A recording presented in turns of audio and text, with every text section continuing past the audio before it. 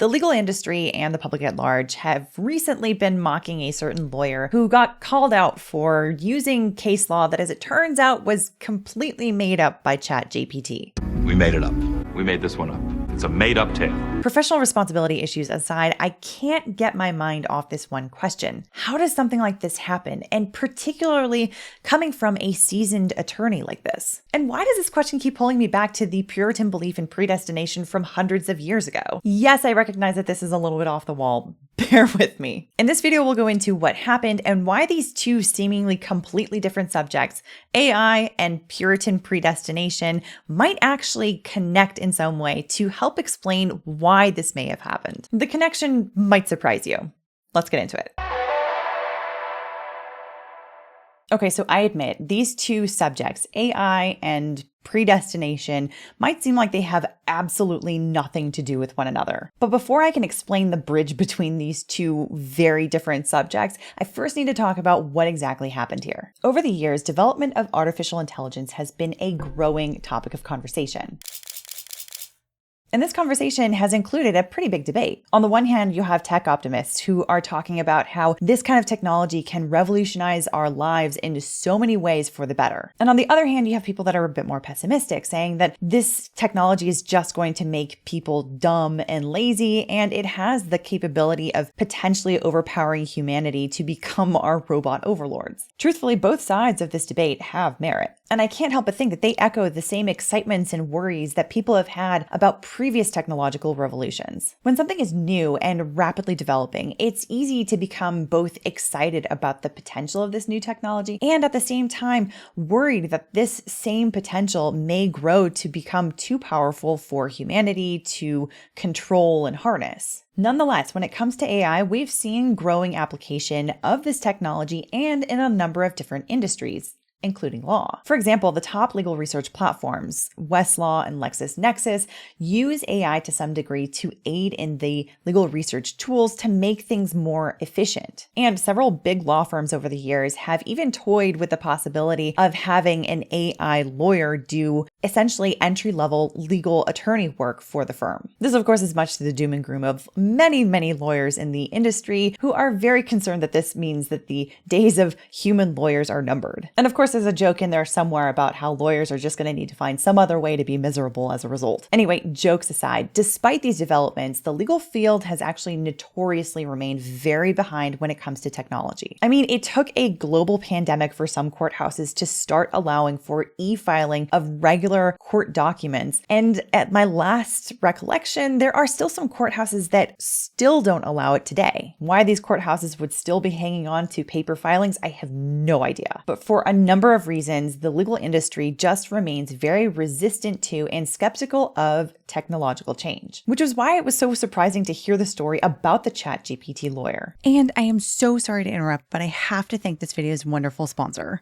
This video is sponsored by Scentbird. Scentbird is a fragrance subscription service with a mission to empower each and every person to express themselves through scent. They're a community of designer fragrances that range from big brands like Prada, Gucci, and Versace to small indie brands like Skylar, Heretic, and Confessions of a Rebel. For $17 a month, you get new perfumes in these travel-sized vials, which I love for multiple reasons. For one, the size means that you can travel with them and you don't have to worry about TSA taking them away from you. And the little case that it comes in means that you're not worried that it's going to get smashed in your luggage. And for another thing, at a reasonable price, I'm getting access to a number of different perfumes that I might not otherwise think to try out. Partly because sometimes testing out perfumes in makeup stores can be a little bit overwhelming. There's like the breadth of choices, and then the fact that there's a sales representative who is very eager to help you, but then sometimes it's a little distracting. Anyway, what I got this month was Not Your Girl by Deck of Scarlet, Magnifica by Furla, and I'm totally going to mispronounce this one, so I apologize in advance to all of the French speakers of the world, Haltan by Parfum de Marly. I am so sorry. Honestly, I love all three of these perfumes for different kinds of occasions, but Magnifica might be my favorite for everyday use. And when I'm at my desk, I tend to rest my chin on my hand, which isn't a very good habit for like skin reasons, but when I do, I smell the perfume and it makes me just so happy.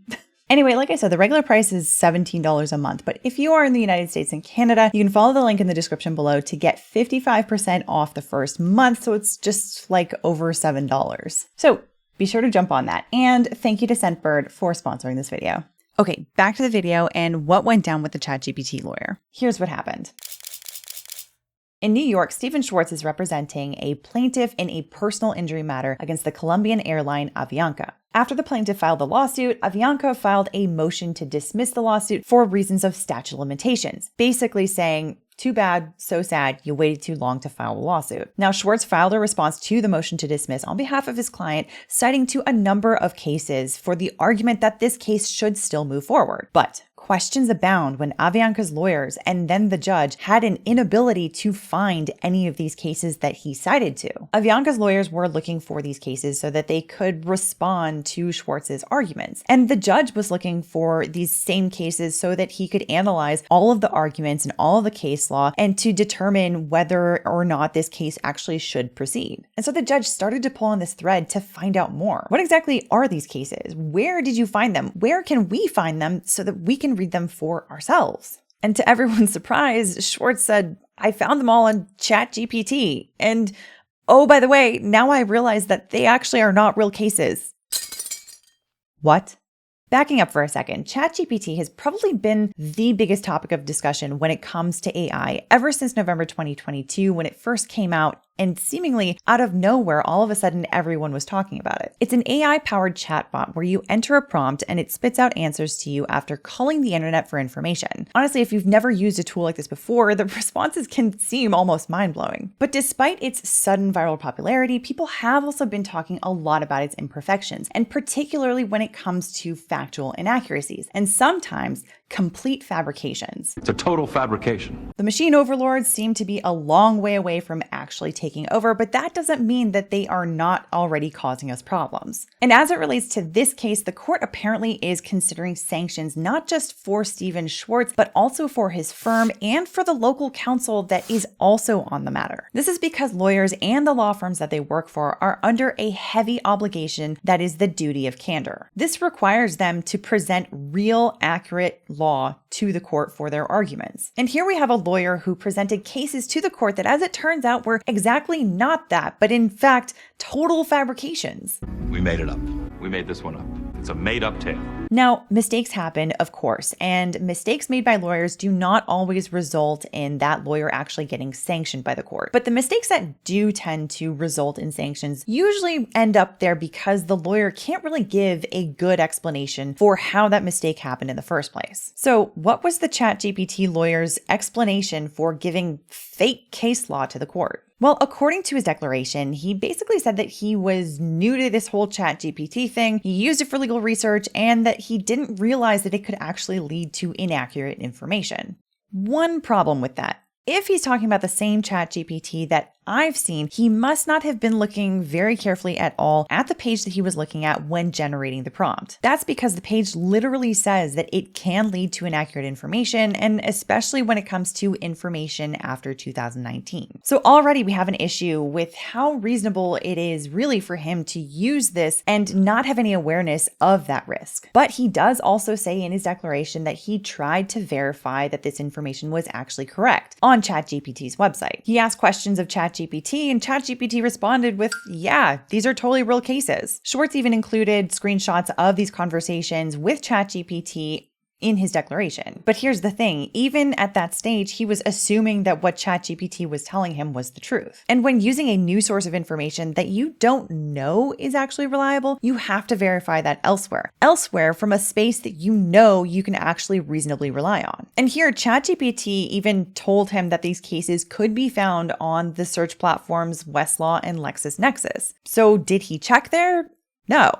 I have no idea why, but for some reason, he just assumed that ChatGPT was telling him the truth. So one question we have to ask here is, does it look like he tried to deceive the court? Personally, I don't think so. Lawyers win and lose arguments and cases all the time, and so it's hard to see why a lawyer who has been practicing for over 30 years would risk his license and his reputation for just one of many cases in his caseload. More likely, I think that this is just a classic case of someone hearing about or even seeing for himself the magic of this new technology and believing a little bit too naively in its capability. Of course, it's more embarrassing for someone like him to make this mistake than, I guess, the average person. That's because we're talking about a lawyer here. This is someone that we should be able to trust to read the fine print and to think critically about these kinds of things. So then on to this question. How does something like this happen? First, I have to mention that there are a ton of reasons personal to him that could be at play here for how he ended up here. This is information that I don't have because it's not in any of the filings that I've read. There could be some associate for whom he's taken the blame. Maybe he was blinded to the risk by some sense of overconfidence stemming from his over 30 years of experience as a lawyer. Maybe he was just a boomer doing what a stereotypical boomer does. That's not an extensive list, and all of them are possible. But none of them really get to the question why someone would trust technology like this when maybe they shouldn't. And I wonder if American culture has something to do with it. So we can't really talk about American culture without first talking a little bit about Puritan beliefs. And that's because Puritans, who were Calvinists disillusioned by the perceived lack of reforms of the Anglican Church in the 1600s and who wanted to purify Christianity, were among the earliest European settlers of North America. Because they established these towns and cities in colonial America, they really set the tone as to the prevailing culture. Importantly, they were Calvinists who believe in predestination. This is a little bit of a simplification, but the idea of predestination is that you can't really influence God into determining where you'll end up after you die. There's no indulgences like what was popular among Catholics at the time, and no grand acts in the name of God would influence God either. Calvinists believe that there's a set number of people who are predestined to go to heaven, and that there's nothing that they can do because God knows their souls already before they're even born. If you're new to the idea of predestination, you might be thinking that logic dictates that people who believe in predestination would essentially become nihilists. Like this idea of, I can't change where I end up, so nothing really matters, so therefore I might as well go and do the most hedonistic things that I can possibly enjoy anyway. But that's not the way that the mind of someone who believes in predestination actually works. Rather, there's this fear or anxiety that you're going to end up among the damned. And if you've ever sat and waited for a jury verdict in a case that you are somehow personally invested in, and the jury's taking a very long time to come to a conclusion, you might understand what happens next. When you're deeply invested in the conclusion of the case and you don't know how it'll end up, you start looking for signs of what the jury might be thinking. Oh, they asked for a clarifying question on this topic. That means that they're thinking about this. Maybe it'll end up in a conviction. Or, oh, they want to review this bit of video evidence again, which means that they're thinking about this, which maybe it'll end up in an acquittal. Details of the behavior of the jury become signs of what they might be thinking and what the possible outcome will be. So with predestination, when you are super invested in whether or not you're going to end up in hell or heaven, and you don't know what the outcome is going to be until after you die, you start doing the same exact thing. You look for signs of salvation, or signs that you'll be damned. And with the Puritans, what resulted was a very strict culture where hard work was valued as a prime virtue and where relaxation and enjoyment of things like music, art, and dancing all were considered signs of damnation. Coupled with the fact that the geography that they happened to settle was particularly difficult to farm and cultivate, this is what bred the Protestant work ethic. This is the reason why we have certain weird phrases like Ben Franklin's quote, "A penny saved is a penny earned." And it's why when we taste a particularly delicious dessert, we don't just say that it's good, we say that it's sinfully good. And it's why our founders valued science and technology so much that they included patent law in the Constitution to protect and grow and develop science and technology. You see, colonial Americans became so keenly interested, some would even say obsessed, with measuring every single little thing that they turned to science in an almost religious kind of way to help measure whether or not they were among the saved or the damned. And as it turned out, those with the Protestant work ethic tended to be massively financially successful. And not to mention, revered as particularly virtuous because you could literally count their hardworking virtue just by calculating their net worth. All of that means that eventually you didn't even need to believe in predestination to buy into these particular cultural values. You could be one of the early American Catholics and show all outward signs of valuing the Protestant work ethic. So what does all of this have to do with the ChatGPT Lawyer? Well, there's a possibility that his belief in this form of AI is related to the American tendency to really lean on science and sometimes to lean a little bit too much. As an example, you could look at how Americans look at food. Obviously, every individual is shaped by their individual experiences and also the cross-section of various different subcultures, so there's always a possibility of nuance and individual disagreement here. And I should note that culture does change over time. But generally speaking, if you talk to an American about their diet and you talk to a French person about their diet, you are going to have two very different types of conversations. This would likely materialize in a number of ways, but one of the biggest ways is that the American is way more likely to talk about food as fuel or as some sort of a tool to be used for a means to an end. As an example, we are way more likely to readily talk about calories, fat, protein, carbs. Is butter a carb? Yes. This is, in my opinion, a lasting effect of Puritans on American culture and on the subconscious mind of the average American person. And this can be great when we're looking to science to develop and to make our lives better. But it also means that there's a good possibility that we can also be duped by junk science. That's why, for example, American courts value expert testimony and scientific evidence, but they have very high standards for both to be admitted and to be presented to a jury. Junk science can easily fool jurors if the court allows it in, and in the aggregate, this can really end up harming our entire judicial system. And to me, the ChatGPT Lawyer incident is just a reminder that as much as we love the sorcery of science, we are also capable, very capable, of being duped by it if we are not careful in analyzing it first. And it's precisely because of our love for these kinds of things. And not even lawyers are immune to its siren call. But those are my thoughts. What do you think? I recognize that the tendencies I talked about are not necessarily unique to Americans. If you recognize it in another culture, tell me about it in the comments below. I'm curious to hear why it also might exist elsewhere. And thanks again to Scentbird for sponsoring the video, whose links you can find in the description below. Otherwise, I hope you enjoyed this, or at least found it interesting or informative. And if you did, I would love it if you could hit the like button.